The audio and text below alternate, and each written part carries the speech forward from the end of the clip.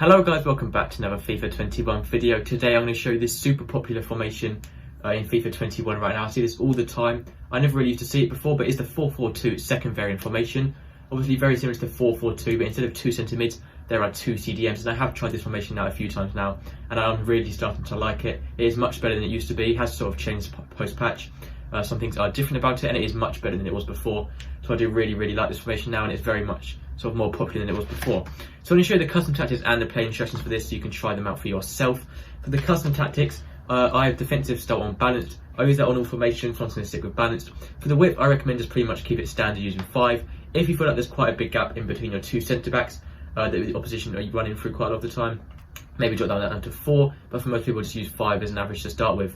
The depth I have on 8. The reason I use 8 depth in this formation is because it's quite a deep formation with only 2 CDMs. That means there's no centre mids and no cams, and not even a left wing and right wing. There are left mids and right mids instead. So it's a very defensive, deep formation in general. So I use 8 depth just to make it slightly more attacking, slightly more far up the pitch. Otherwise it will be a bit too sort of drop back, and it'll be a bit harder to attack with. If you're not feeling comfortable using 8 depth, then you can easily drop it down to maybe 5 or 6 or even 7. Which works obviously completely fine as well. The offensive style is on long ball. That's just because this formation works so well with long ball when you get the ball with your centre back and CDMs, and then get it straight up to those strikers and then left mids and right mids, and then start an attack from there using the strikers and running down the wing. I have the width on 10 just to really push the left mids and right mids out as wide as possible to sort of make the most of the width of the pitch, and also make it much more opportunities in the wings so they can cross it in as well. I have the players in the box on 6, just one more than default. So 6 just gets a few more players into the box. Obviously, overloading the box works really well because the more players you have in the box, the more likely you're going to score. Corners on 3 just to get the tall defenders into the box on corners, and then free kicks just on 1. My player instructions, both my strikers are on stay central, so they're staying in the centre of the pitch in line with the goal. They're also both on getting behind, so they're making forward runs through the opposition defenders, and then stay forward, so they're always at the top of the pitch and not jumping back, to making it easier to start an attack. Left mids and right mids. For these, I have them completely default, apart from I use stay forward. So they're staying up as well and not dropping back. The rest of them is completely default for the left mids and right mids.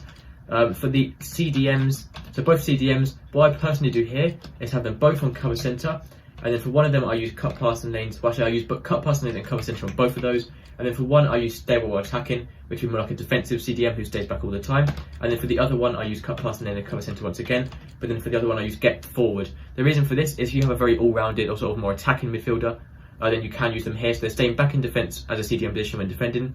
But when attacking, they are going forward. It's more like a box-to-box midfielder, whereas the other one is more just like a general CDM. This works really well. I use this all the time, and it is much better than both having them 2 CDMs. Otherwise, there's a big gap in the middle of the park. 2 centre-backs, I leave those default. Full-backs, I have stay up while attacking on, so they're staying back in the defensive line, and then overlaps, they're making overlapping runs on the outside.